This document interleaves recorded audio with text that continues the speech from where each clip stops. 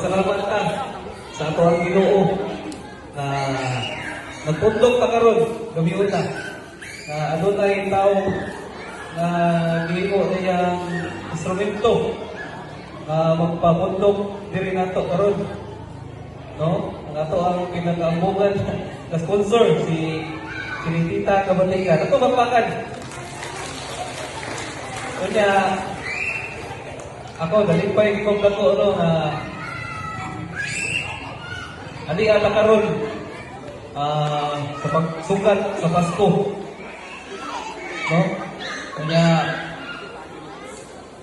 dako po na kong dalipay na nagtuo ko atong sponsor dili wari. Kanya giubanan kita karon adlaw. Karong gabi una sa pagselebrar ani okasyon na magtingaw-lingaw ta, magsalo-salo. Tanan atong buhaton na mag-enjoy ta karon.